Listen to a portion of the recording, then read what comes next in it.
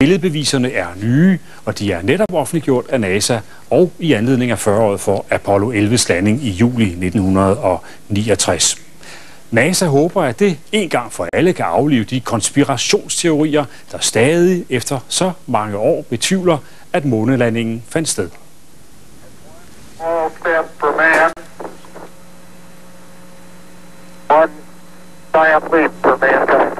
Månelandingen i 69, en milepæl for mennesket. Den dag i dag er der stadig nogen, der tror, det var fup. This is not a theory that they didn't go. It's an absolute fact that they didn't go.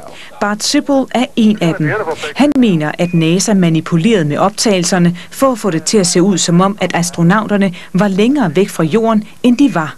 The footage that we have shows them faking being halfway to the moon. That proves they couldn't go halfway because they're faking being halfway. De fleste skeptikere igennem tiden har hæftet sig ved optagelserne. Hvordan kan flaget blafre, når der ikke er vind på månen? Hvorfor er der ingen stjerner på himlen? Og hvorfor er der skygger til flere sider, når der nu kun er én lyskilde, nemlig solen? Også hos den almindelige befolkning har der været skepsis. I Storbritannien viste en undersøgelse lavet af tidsskriftet ENT Magazine, at hver fjerde troede månelandingen var fup. I USA fik mistroen i 2002 Bart Sibbel til at kaste sin skepsis over Apollo-astronauten Buzz Aldrin. You're the one who said you walked on the moon when you didn't. Calling the kettle black if I ever thought of it. Saying I misrepresented myself. Away from me. You're a coward and a liar and a thief. Nu, 40 år efter, har NASA taget disse nye billeder. Et af dem viser månelandingsfartøjet Ørnen på månen, og her ses svagt stadig fodsporene efter astronauternes besøg, til stor glæde for tilhængerne i Danmark. Det er jo lidt svært at forklare, hvordan i alverden kom det derop, hvis man ikke havde mennesker med. Så det er en diskussion, som det næppe er værd at bruge mange timer på. Der kan vente flere nye billeder fra månen. NASAs månesonde mangler endnu at affotografere et af landingsstederne. Ja, goddag Lars Bugge. Du har skrevet flere bøger om netop konspirationsteorier, som jeg kan forstå, der findes forskellige typer af. Men hvis vi begynder med den med månen, hvordan kan det være, at der opstår en tvivl om, at mennesket har været der?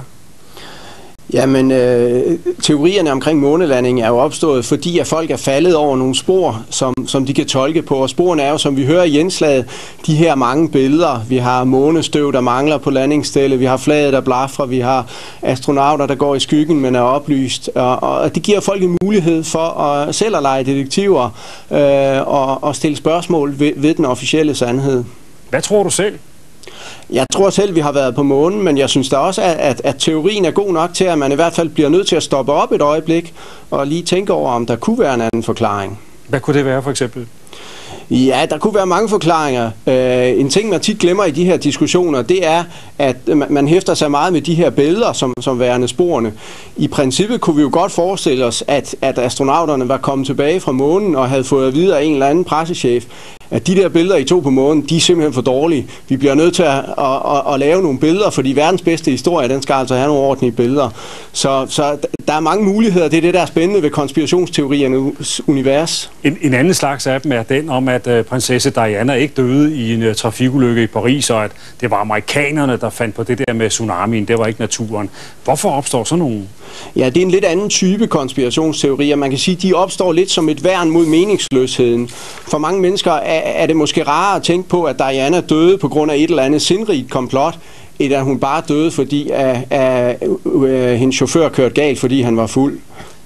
I den tungere ende, der har vi så de der mere politiske måske, at der ikke har eksisteret KZ-lejre. Hvordan opstår de?